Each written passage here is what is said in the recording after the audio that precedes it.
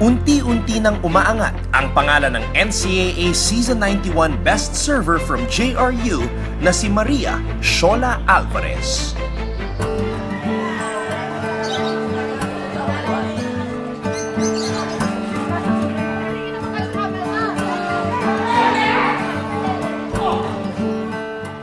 At sa munting court ng Block 37, Panatag Addition Hills, Mandaluyong, nagsimula ang pagkahilig niya sa larong volleyball, kasama ng kanyang mga kaibigan at nakababatang kapatid.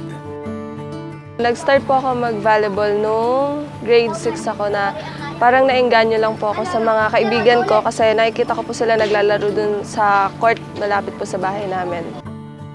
Nung una, syempre, nasasaktan po yung kamay ko. Nahihirapan po ako, pero doon ko nahanap kung saan ako masaya.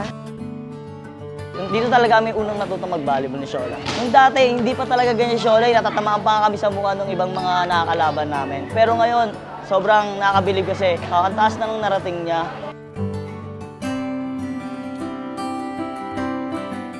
Fourth year na si Shola sa kanyang kursong Business Management. Business-minded po kasi talaga ako. Nung simula pa lang nung bata, kami po ni Papa, mahilig po kami na magbenta ng ganito, ganyan. As a student athlete po, syempre, kailangan mo po ng time management. Umaga school training lang po. Parang dun lang po umiikot yung buhay namin. Sobrang laki po ng tulong ng volleyball sa akin. Lalo yung scholarship na natatanggap ko from JRU po. Sa isang buong taon, wala na talaga silang ginagastos sa akin. Kasi minsan, yung allowance ko, yun na lang po yung pinapambili ng libro. At pangarap niyang mabigyan ng mas magandang buhay ang kanyang pamilya balang araw.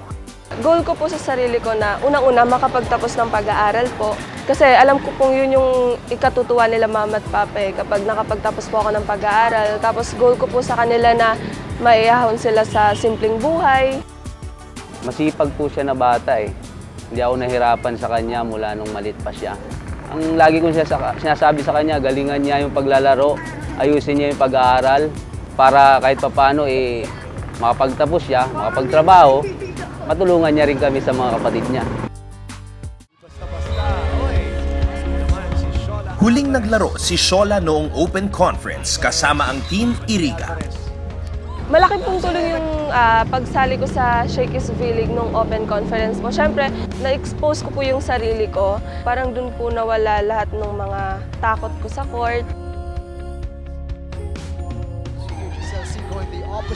Pero itinuturing niyang malaking oportunidad sa kanyang volleyball career ang mapabilang sa current roster ng Lady Warriors. Parang hindi pa po ako makapaniwala na parang totoo ba to na yung team na nag-champion ng Open Conference yung kukuha sa akin. Dati po, idol ko lang sila eh. Pero ngayon po, nakaka-proud po sa sarili. Tapos si Ate Michelle, teammate ko pa. Finally, na-experience ko po yung masarap pala lagi nananalo. Ipinakita ni Shola na kaya niyang mag-step up para sa Team Pocari sa pamamagitan ng kanyang notable service aces. Mas na-challenge po ako nung nasa Team Pocari ako kasi syempre po, kailangan ko pong ipakita sa kanila na hindi sila nagkamali sa pagkuha sa akin. Bago man siya sa koponan, ay handa naman siyang ibigay ang lahat para mapanatili sa Lady Warriors ang inaasam na kampyonato dito sa Reinforced Conference. Sa mga teammates ko po, alam kong kayang-kaya natin, sisiguraduhin ko po na gagawin ko yung best ko and hindi nila pagsisisihan.